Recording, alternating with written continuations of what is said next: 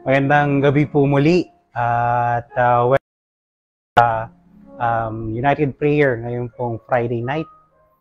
Muli po ay kine-congratulate ko ang bawat isa na narito ngayon at nakikinig sa ating United Prayer.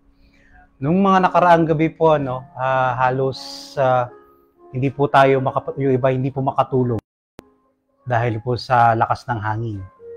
Pero praise God, kasi alam ko na ang bawat Kristiyano sumusunod sa Panginoon ay nasa kanlungan ng Diyos at nasa maayos na kalagayan. Yes, there are some struggles na nararamdaman natin, pero patuloy ang pag-iingat ng Diyos sa bawat isa. Kaya nga kung sakali na may katabi ka ngayon, kasama mong nanonood, tapikin mo siya. Sabihin mo, God bless you. Kasi nandito ka at maayos. Patuloy na pinagpapala at patuloy na makakasama sa pagtalima sa lahat ng gawain ng Panginoon. Amen. Ngayong linggo na ito, mga kapatid, last Friday na kumbaga parang panahon na lang, ilang araw na lang, ay magka-camping na. Last week, natakil po natin yung about sa camping at narinig po natin yung iba't ibang klase ng encouragement sa mga pastors natin. And praise God, makikita po natin na kung papaano or ano ang nagagawa ng camping. Kung ano yung naiaambag, ano yung mas malaking pagbabago na nakikita natin sa buhay natin pagdating ng camping. Ayun po, gaya nga ng sabi ni Pastor Andrew nung nakaraan na kung gaano kalaki yung iniisip natin na challenge nitong darating na believers camp. Imagine, pagdating pa lang po sa finance, ay napakalaking bagay na po. Pero mas malaki ang gagawin ng Diyos. And yes, kung makikita po natin yung mga testimony nung mga araw, nung mga unang ng mga pastor at ng mga nakasama ng camping, nakikita po natin na andun ang pagsama ng Diyos at hindi po nagkulang ang Diyos. Na halos lahat po ng mga sumama ay nagsabing buti na lang sumama ako. Naalala ko po mga kapatid, noong unang ako po ay sumama din ng camping. Karamihan po ng mga unang sumama ng camping. Na-expect po natin usually na sabi nga po ay yung may mga bonfire, mga tent, mga ganyan na kumbaga yung typical na camping nakikita po natin.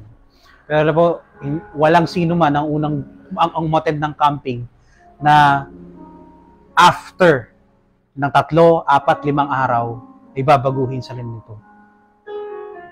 At gaya nga po ng karamihan na nag-testify, isa rin po ako sa nabago ng camping. Kung paano natin nararamdaman ang Diyos sa araw-araw, ay mas malakas po natin yung mararamdaman sa camping.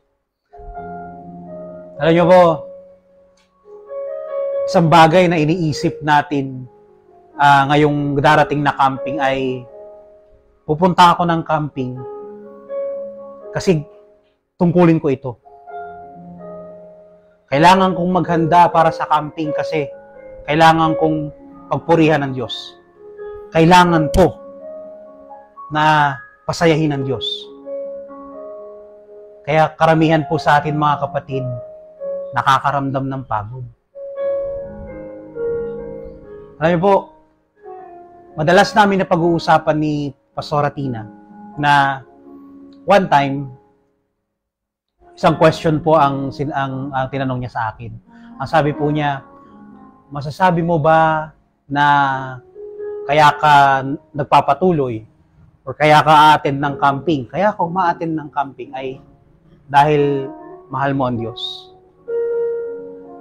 Sagot ko po sa kanya noon, yes, kaya ako nagpapatuloy sa gawain, kaya ako ma-attend ng camping ay dahil mahal ko ang Diyos.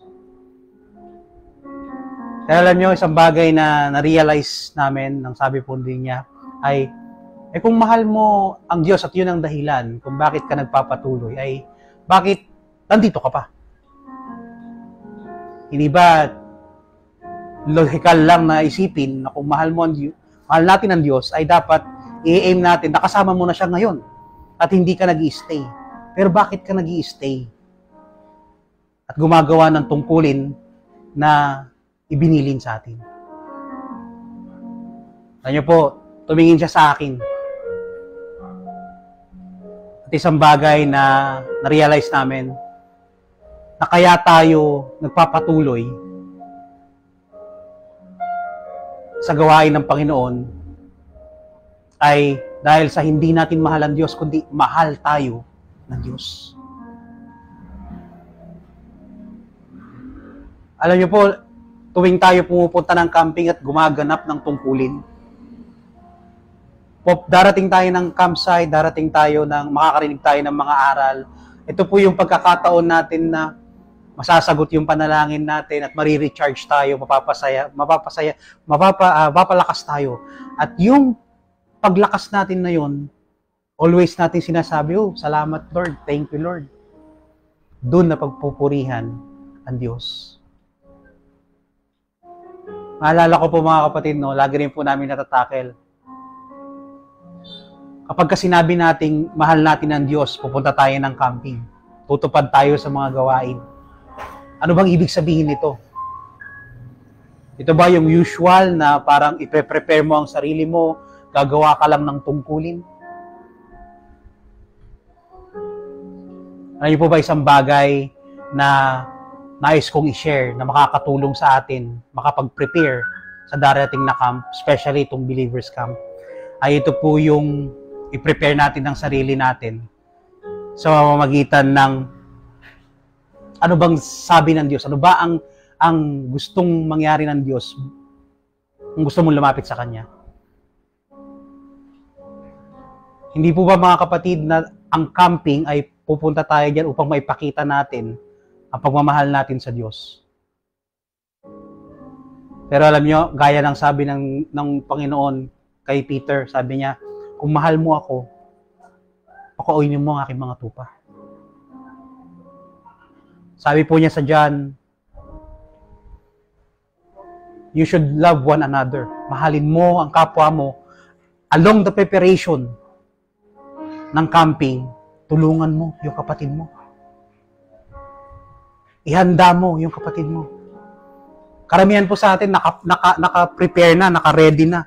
Amen, yung mga damit.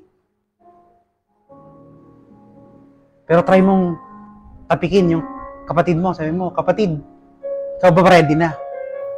I-aim natin mga kapatid na sila ay makasama din. Alam po, nabibless kami kasi merong mga kabataan na reach out with regards po sa fundraising. At alam nyo po, although karamihan po ay first time, nakikita po namin yung kanilang desire para po makasama. Na nag-message po sila na inaalok kami ng fundraising na ang sabi po nila by word is makakatulong po ito. Gusto po namin na makasama ng camping. At meron din po yung nag-aalok, although ang sabi po niya ay sad to say, hindi siya makakasama, pero nagpapatuloy siya nagpa-fundraising para sa kapatid niya upang makasama. Amen. Ito yung sabi ng Lord in preparation. Mamahalin natin siya ngayong camping. Ngayong darating na camping, for sure. Papakita natin how we love God. Pero isang bagay pala na para maipakita natin yun ay feed my lamb, sabi niya. I-prepare mo. Tulungan mo yung kapatid mo, tulungan mo yung pastor mo para maisa katuparan ang katagumpayan ng camping. Kung ikaw nagpe-prepare ngayon, kung natapos mo na yung mga kailangan mong i-prepare, reach out mo yung leader mo, reach out mo yung kapatid mo, kamustahin natin. Ano pa ba yung kulang? Ito ang sabi ng Diyos. We should love one another. At sabi niya sa John chapter 13, sabi niya, verse 34, this is the way how the people can see that we are disciple. Kaya tayo nagtitipon-tipon sa araw ng camping ay para i-represent na ito ang mga disipulo ng Panginoon sa ngalan ni Kristo. Nagsama-sama. At makikita ng tao na tayo ay disipulo ng Diyos kung bitbit natin ang kapatid natin na may pagmamahal. Encouragement po mga kapatid, no? Kaya nga nang sabi ko, lahat, halos karamihan, nakaprepare na. Nailalagay na natin sa mga kanya-kanyang bag. Mga sasakyan, nakaayos na. Pero, try nating i-reach out. Mahalin mo ang kapatid mo. Check natin yung mga kasamaan natin. Pilitin natin na makasama. Pilitin natin na makapagpatuloy para sa pagmamahal ng Diyos. So, patuloy po, pinapasa ko pa kay Pastora Tina para po sa continuation. Muli po magandang gabi po sa bawat sa atin at muli ay nandito po tayo nagkasama-sama sa ating online prayer, United Prayer sa Rema Fields. At muli at nakaka-bless kasi this is the last Friday before the camp. Kamusta na po ang bawat isa sa atin? Almost 2 weeks na po tayong pinapalakas ng mga encouragement na ating mga kapastoral. At sa kabila ng mga struggles na naranasan natin itong mga nakaraang araw, alam niyo po, nakaka-bless pa rin. Kasi wala po kaming nabalitaan na kapatiran natin na nasaktan, mga kapatiran natin na hindi iningatan ng Diyos. Ang bawat isa sa atin ay iningatan at nakaranas ng pag-ibig ng Panginoon. Alam niyo po, maraming mga bagay pa along the process, along the way na mararanasan natin. Pero alam niyo po, ito po yung time, itong Believers Camp, ito yung time upang tayo ay ma-recharge, ma-refuel, ma-anointan ulit ang Panginoon sapagkat alam natin sa pagpasok ng panibagong taon, after this year, marami tayong pagdadaanan. Gaya na nabanggit ni Kuya Joe kanina, minsan iisipin natin, pupunta tayo doon kasi mahal ko ang Diyos. Pero alam niyo po, ang totoo, pupunta ka doon kasi mahal ka ng Diyos. Mararanasan mo kahit pa sabihin natin na sa ngayon hindi mo pa nakikita. Pero alam mo, the more na nakikita ng Diyos, yung design ng puso mo na sumama ng camp, i-prepare niya ang lahat para sa iyo. I-prepare niya ang lahat para sa atin. Kasi kung tatanungin mo ang Diyos kung paano niya mapapatunayan, paano natin mapapatunayan na mahal natin siya, alam niyo po, ibinilin tayo ng Diyos sa mga taong itinalaga niya upang makasama natin sa pagpunta ng camp. Naniniwala ako na sa ating mga kapastoran, sa ating mga leaders, paulit-ulit po tayong ine-encourage, paulit-ulit tayong binabalik-balikan, kinakamusta, kamusta tayo. Alam niyo po, itong nakaraang linggo, sobrang nabibless kami kasi walang mintis, no? Walang araw, walang linggo na hindi po nangangamusta sa amin ang ating senior pastor. Kamusta ang camp? Kamusta kayo? Kasi alam niyo po, maraming mga tao ang tinawag, ngunit konti lang ang pinili. At piliin mo na mapili ka. Maaari na sabihin mo na meron pa namang susunod na camp. Pero maniwala ka, ang camping ngayon, iba ang mensahe ng Diyos sa camping sa susunod. And you will miss the message of the Lord for this coming camping, which is magagamit natin sa mga susunod pa na mararanasan natin. Amen po. Alam niyo po, maaaring sabihin natin na itong camping na to, parehas lang yan nung nakaraan. No. Kagaya ng Diyos kung paano niya everyday pinapaulan ang mana nung time ng mga Israelita. Ang ibibigay na anointing ng Diyos ngayong camp ay fresh. at intended lang para sa camp na yon. Marami tayong mga struggles, yes. Pero alam mo, after ng struggle na yan, makikita mo kung ano yung ginhawa, ano yung kapalit ng mga struggle na yan, ano yung kabutihan ng Diyos na maipaparanas niya sa atin. Amen po. At alam niyo po, isa po sa mga gusto ng Diyos sa pagpunta natin sa camping is magkaroon tayo ng expectant heart. I-expect mo na ang Diyos ay may sasabihin sa'yo. I-expect mo na ang Diyos ay maraming sasabihin sa'yo. Alam mo, sabi niya sa Malakay, chapter 3, verse 12, kung saan ka dadalhin ng pagsunod mo, ay doon mas masarap tumira. Sabi niya doon sa Malakay, mga kapatid, you will enjoy your land, says the Lord. And all the people that will see your land says that you are blessed by God. Alam mo, after ng camp na to, maraming magsasabi, ganda pala ng pinuntahan mong camp. Kasi after mong mag-camp, maraming binago sa'yo ang Diyos. And it regards kung ano, or nasan ka man ngayon, kung iyan ay bunga ng pagsunod mo, pagpapalain ka ng Panginoon. Maari, sa atin, maraming nabibigatan, 2,100. Pero alam niyo po, yung 2,100 na yan, hindi mo may kukumpara sa mararanasan natin pagdating ng camp. Alam niyo po, marami na encouragement ang pinaalam sa atin sa pamamagitan ng ating mga kapastoran. Pero alam niyo po, dito rin sa Bible, merong mga experience ang mga character sa Bible na kung saan sinunod nila ang Diyos, nandoon yung faith nila, nandoon yung pananampalataya nila, kahit pa hindi nila alam kung ano ang mangyayari. Dito po sa Hebrews chapter 11, sabi niya po rito, mga kapatid, sa verse 6, start po natin sa verse 6. Sabi niya po rito, mga kapatid, no, hindi makapagbibigay lugod sa Diyos ang taong walang pananampalataya. Kung ikaw ay mapupunta lang ng camping, it's because merong sasagot ng pang-camp mo. Dahil well provided ang lahat para sa'yo.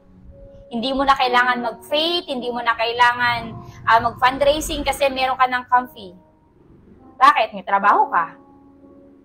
Pero alam niyo po, hindi nakalulugod sa Diyos kung aasa ka lang sa already provided na. May mga nagtanong po sa amin, sabi niya, di ba Ate Tina, may trabaho naman kayo, ba't kailangan mo mag-fundraising? It's because alam namin na masikilos ang Diyos kung ang bagay na yun ay ginawa mo designated para sa gawain ng Panginoon. And alam niyo, praise the Lord. Kasi po na-provide yung pang-comfy namin na hindi umaasa sa trabaho. Sabi niya po rito, hindi nakakabigay lugod sa Panginoon ang taong walang pananampalataya.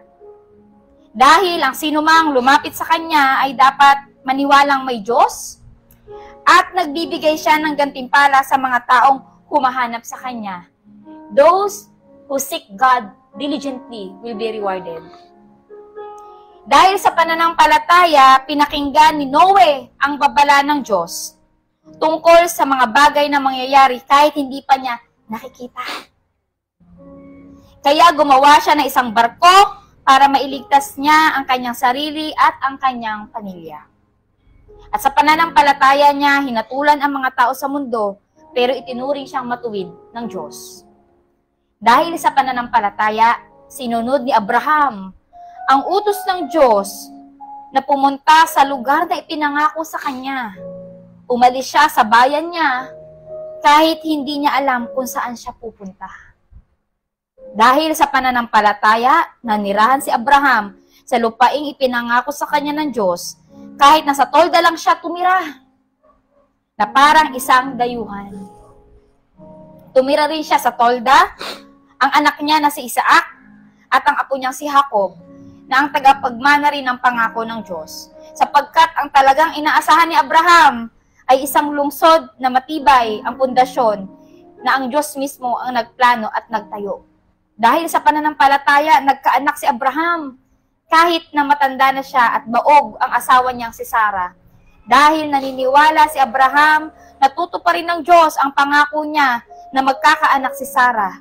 Kaya mula kay Abraham, na wala ng pag-asang magkaanak pa, nagmula ang isang lahi na kasindami ng bituin sa langit at buhangin sa dalampasigan.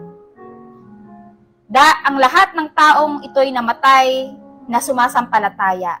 Hindi man nila natanggap ang mga pangako ng Diyos noong nabubuhay pa sila, natitiyak naman nilang darating ang araw na tatanggapin nila ang kanilang hinihintay. Itinuturing nila ang mga dayuhan na sarili nila at nanirahan lagi sa mundong ito.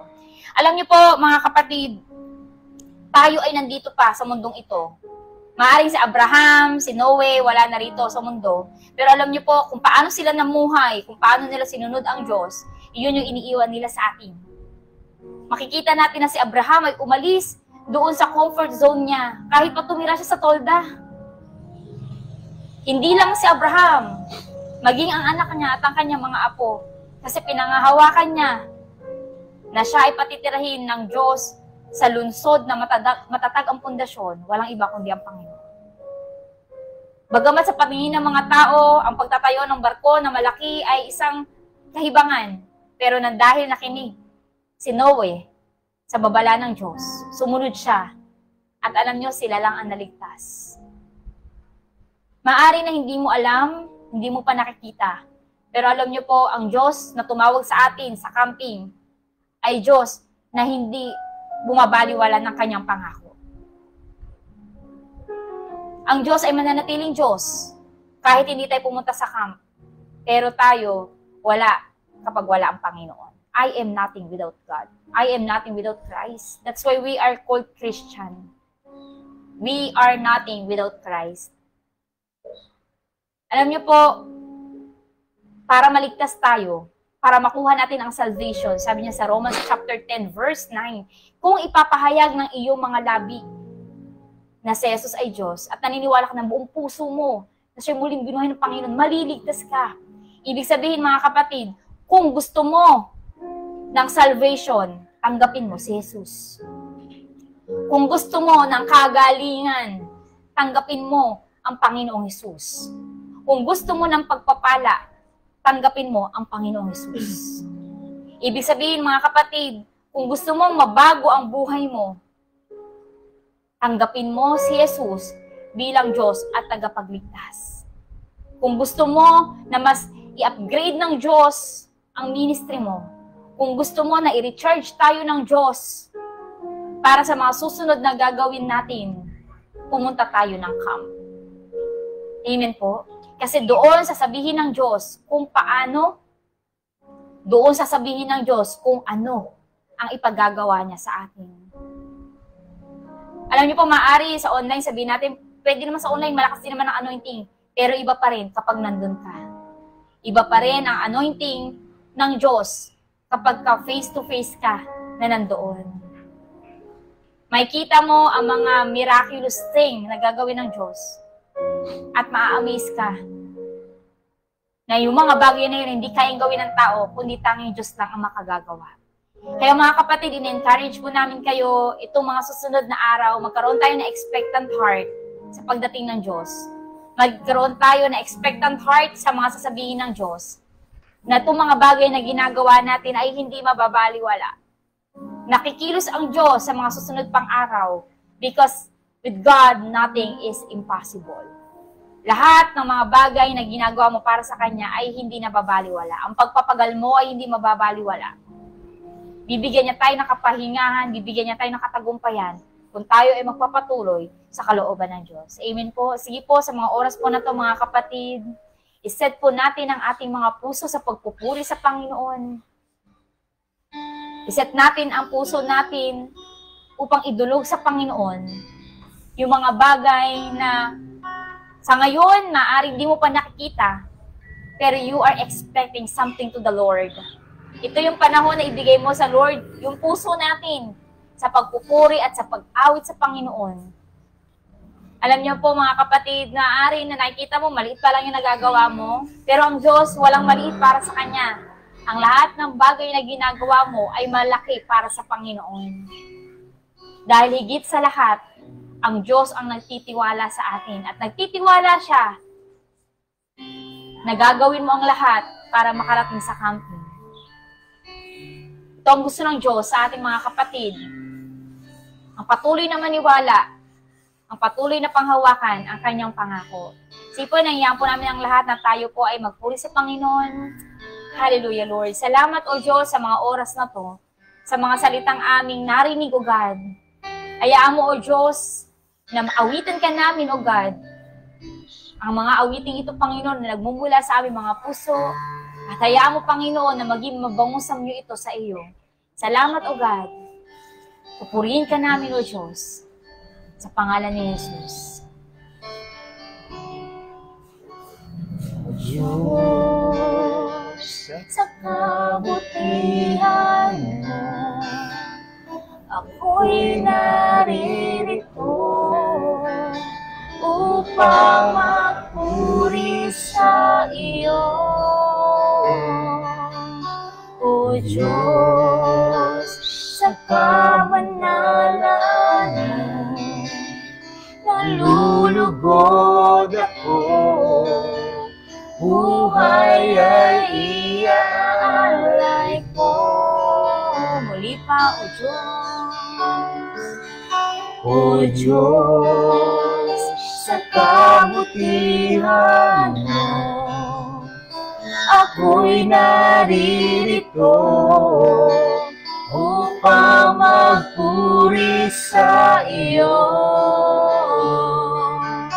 O Diyos, sa kabanalan mo, nalulugod ako, buhay ay iaalay ko.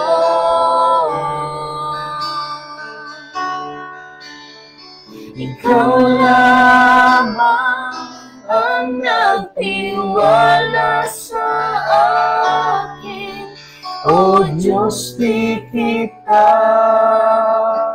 bibiguin. Magtatapat sa'yo, maglilingkod ako, O Diyos, kay buti mo. Muli pa, maglamig tayo sa Panginoon. O Diyos, dahil sa kabutihan mo. O Diyos, sa kabutihan mo, ako'y naririto upang magpuri sa iyo. O Diyos, sa kabanalan mo, nalulugod ako, buhay ay iaalay ko.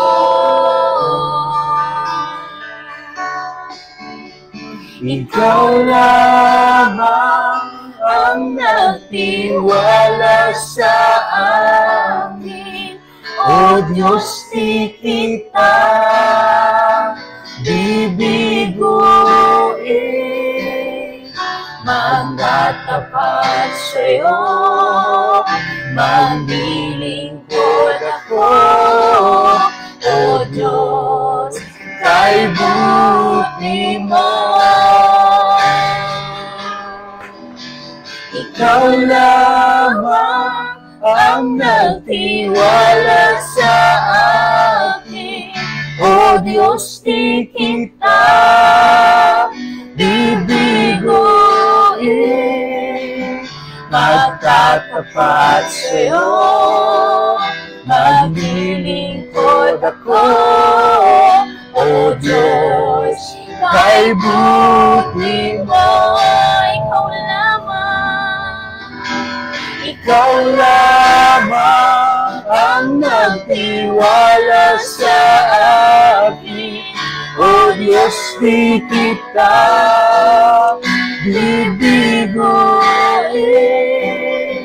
Magtatapat sa'yo, naglilingkod ako, O Diyos, kay buti mo. Ikaw lamang ang nagtiwala sa akin, O Diyos, di kita bibiguin. Magtatapat sa'yo, maglilingkod ako, O Diyos, kay buti mo. Ikaw lamang ang nagtiwala sa akin, O Diyos, di kita bibiguin. Magtatapat sa'yo, maglilingkod ako, O Diyos, kay buti mo. Ikaw lamang ang nagtiwala sa akin, O Diyos, di kita bibiguin. Magtatapat sa'yo, maglilingkod ako, O Diyos, kay buti mo. Ikaw lamang ang nagtiwala sa akin, O Diyos, di kita bibiguin. Magtatapat sa'yo, maglilingkod ako, O Diyos, kay buti mo. O Diyos, kay buti mo. O Diyos, kay buti mo.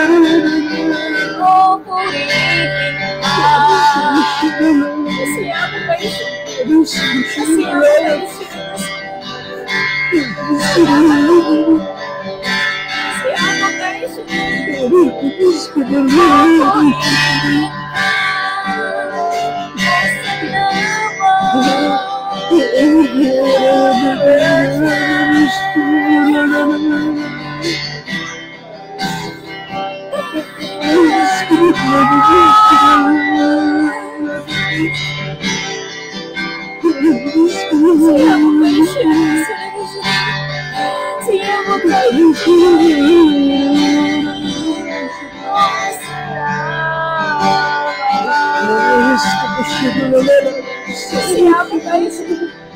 Siapa kayo sila? Siapa kayo sila? Kanina mama mo kayo sila.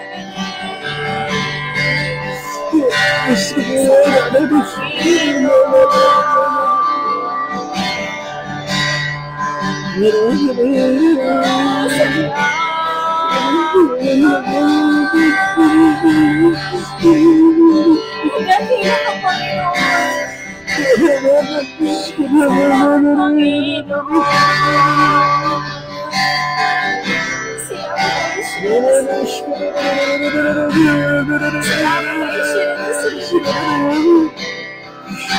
Siapa kayo sila? Siapa kayo sila?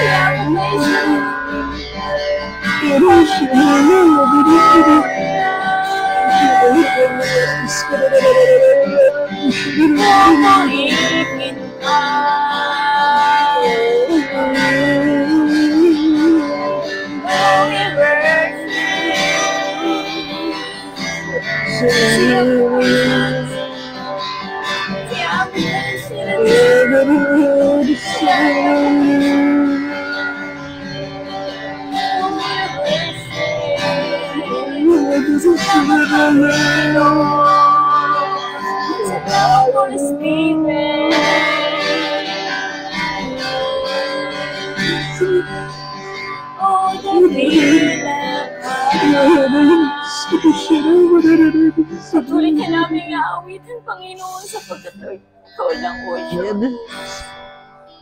Ikaw lamang ang nagtiwala sa akin. O Diyos, di kita bibiguin.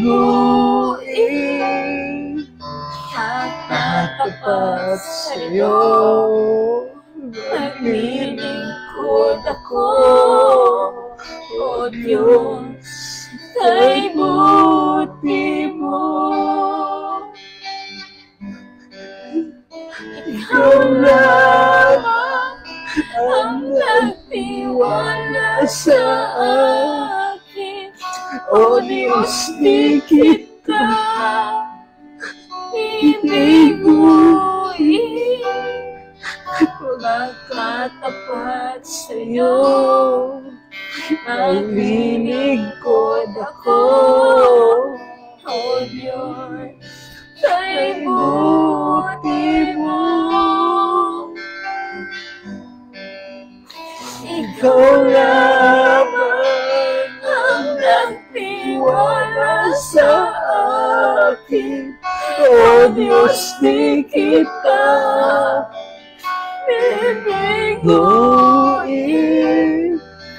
Magtatapat sa'yo, maglilingkod ako, O Diyos, kay buti mo.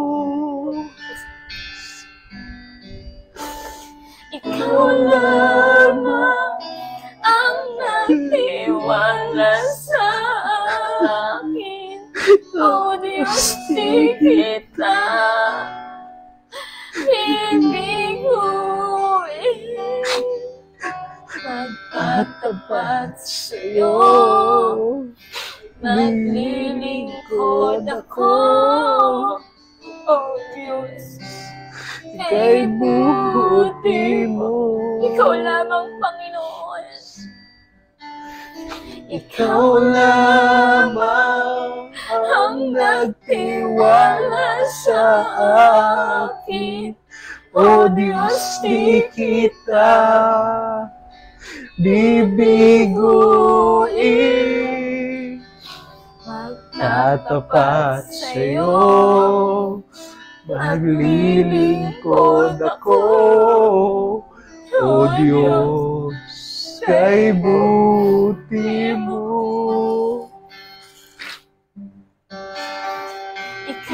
lamang ang nagtiwala sa akin. O Diyos, di kita bibiguin. Tatapat sa'yo, maglilingkod ako.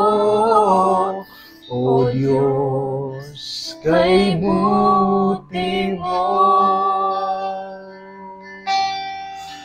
O Diyos, kay buti mo. O Diyos, kay buti mo. O hallelujah, O Lord. Tunay nga, Panginoon, na Ikaw lamang ang nagtiwala sa amin, Lord. Alam namin, Panginoon, na labis na pagmamahal mo ang siyang nagbubuklod sa amin sa araw na ito, Panginoon. Sa darating na camping, Panginoon, katagumpayan ng aming kiniklaim. Lord, pinataas namin at pinagpipray, Panginoon, ng buong Pilipinas, O Lord. Sa mga dumadaang kalamidad, Panginoon, alam namin ang patnubay at pag-iingat mo, Panginoon, ang siyang binibigay mo sa lahat ng mga sumusunod sa iyo, Panginoon, sa lahat ng mga anak mo, Lord. Pinataas namin, Panginoon, na bigyan mo ng wisdom, knowledge, and understanding, O Lord, at lakas ng loob at pangangatawan ng mga leader, Panginoon. Simula sa aming mahal na Pangulo, Panginoon, sa mga senador, Panginoon, sa mga gobernador, mayor, pabaang, sa mga opisyalis ng barangay, O Lord. Nakita namin, Panginoon, kung paano ka-challenge ang kasalukuyan, Panginoon, dahil sa mga bagyo at mga iba pang kalamidad na sumasalanta, Panginoon. Pero alam namin, ganap na proteksyon ang ibinibigay mo sa lahat na nagtitiwala sa iyo, O Lord. Dataas namin, O Lord, ang katagumpayan, Panginoon, at pagpatuloy na kalakasan ng aming simbahan, O Lord, ng Rema Evangelistic Church International, O Lord, 10 ng mga kapastoran, na pangunguna ng aming head pastor, O Lord, sa mga members, mga elders, pati na po ng mga manggagawa, especially, O Lord, sa mga tinawag mo na ngayon ay kasalukuyang nasa ibang mga lugar, Panginoon, na patuloy na naglilingkod sa iyo despite of the distance or despite of the situation, Lord. Sa kasalukuyan na kahirapan, Panginoon, so dahil sa kalamidad, Lord, alam namin na nagpapatuloy sila, nagpapatuloy kami, hindi dahil sa mahal ka namin, Lord, dahil sa mahal mo kami, Lord. Tinataas namin ang kanilang mga kaanak mo, Lord, na pinangako mo, so long na kami ay yung minamahal mo rin sila. Upang ang katagumpayan ng buhay na ganap at kasaya-saya, Panginoon, na maibigay sa amin. Lord, ikaw mauna, Panginoon, sa darating na camping. Sa mga susunod pang araw, i-prepare mo ang bawat isa, O Lord. Pakita mo sa kanila, Panginoon, na minahal mo kami, kaya ganun na lang din dapat namin mahalin ang kapwa namin. I-prepare ang aming mga kapastoran, mga kapatid, mga kaibigan, mga members na mga kasama namin sa camping na ito, Lord. Baguhin mo, Panginoon, lahat ng mga nanunood na nais makasama sa camping na ito. Pakita mo, Panginoon, na hindi kalugihan, na kung gaano kalaki ang challenge ay ganun din kalaki ang reward, O Lord. Napakaraming bagay, Panginoon, na makukuha ng pagdalo ng camping na ito, Lord. Tagumpay ang aming itinataas. Tagumpay, Lord. Tinataas po namin ang dito sa pangalan ni Jesus.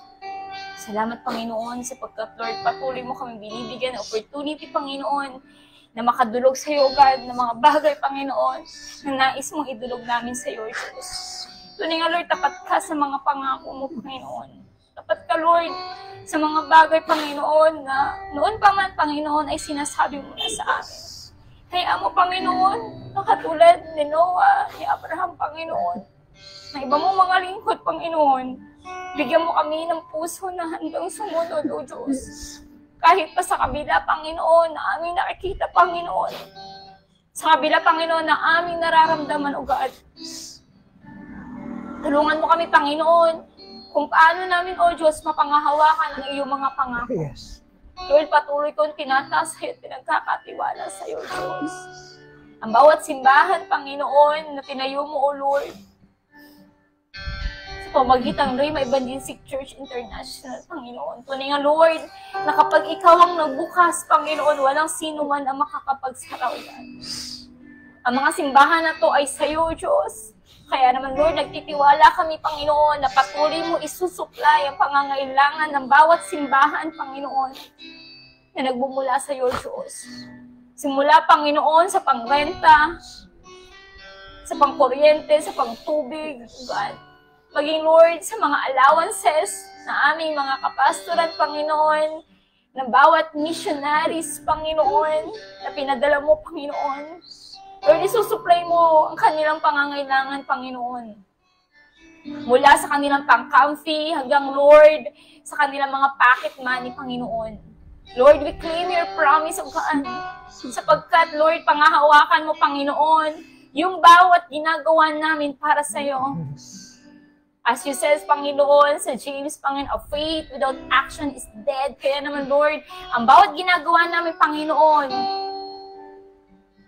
ay pagtugon namin sa aming mga pananampalataya. Lord, patuloy mo, Panginoon, na bigyan, Panginoon, ng vision, Panginoon, ng aming senior pastor, Panginoon. Patuloy mo siyang ingatan, Panginoon, protectionan, Panginoon. Patuloy mo ibigay, Panginoon, yung design ng kanyang puso, Panginoon. Lord, padaluin mo, Panginoon, sa aming senior pastor, Panginoon, yung vision mo, Panginoon, sa kabuuan ng Rhema Evangelistic Church International, Panginoon. Patuloy mo kaming bigyan, Panginoon, ng ministry, Panginoon, upang, Lord, mas lalo namin, Panginoon, malinawan ang bawat isa sa amin, Panginoon, sa mga bagay na dapat gawin ng bawat isa sa amin. Salamat, O God, gayon din, Panginoon, na ngayon pa lang kiniklaim na namin sa magandang panahon, Panginoon, sa darating na camping, Panginoon. Tunay nga na, Lord, Ikaw, O Diyos, ang hari ng mga hari, Diyos ng mga Diyos, Panginoon. Pinakita mo minsan, Panginoon, sa iyong mga alagad, kung paano mo pinatahimik ang bagyo, Panginoon. Kaya muli, O Diyos, ay aasa kami, Panginoon, sa kapangyarihan mo na kaya mo ayusin, Panginoon, ang bawat panahon na daraan sa amin, O God. Salamat, Ama. Tunay nga, Lord, patuloy rin ang pinagkakatiwala sa iyo, Panginoon, ang bawat miyembro, O Diyos, sa mga future pastors, future missionaries, Panginoon, na tatawagin mo sa camping na ito. Lord, bigyan mo kami ng buong puso, Panginoon, buong kalooban, Panginoon, na tumugon sa pagkakatawag mo, God. Alam namin, Lord, tinawag mo kami, Panginoon, sa specific na gawain. Tinawag mo kami, Panginoon, sa bawat tungkulin, O God. Kaya naman, Lord, i-equip mo kami. Tunay nga, O Diyos, hindi mo tinatawag ang mga qualified, kundi kina-qualified mo, Panginoon, ang bawat tinawag mo. Salamat, Lord. Alam namin, Panginoon, na sa bawat kakulangan namin, Panginoon, ay pupunan mo, O God. Sa bawat bagay, Panginoon, na kulang sa amin, Panginoon, Ikaw, Panginoon, ang magpupuna sa amin kahinaan, Panginoon, doon ka malakas. Your grace and power is sufficient, Panginoon, when we are weak. Kaya naman, Lord, patuloy namin ikagagalak, Panginoon, na sa mga panahong mahina kami, Panginoon, ay doon ka malakas. Salamat, Ama, sa pagkakataon na muli ay nakapanalangin kami at nakadulog sa iyo, God. Sineselyohan namin na banal na dugo ni Jesus ang bawat panalangin na ito sa mga kapatiran namin nakakaranas ng sakit. Sa mga oras na to, Lord, tunay nga, O Diyos, na kiniklaim na namin yung kagalingan nila, Panginoon. Sa pamamagitan mo, Jesus, ay magaling na kami. Sa pamamagitan mo, Jesus, ay pinagpala mo kami. Sa pamamagitan mo, Jesus, ay Lord, na puprovide ang bawat pangangailangan namin. Salamat, Ama, Ikaw lang aming pupurihin, dadakilain, sasambahin sa pangalan ni Jesus. Amen. Maraming salamat po sa bawat isa. Muli po ay magandang gabi. God bless po. See you po sa camp.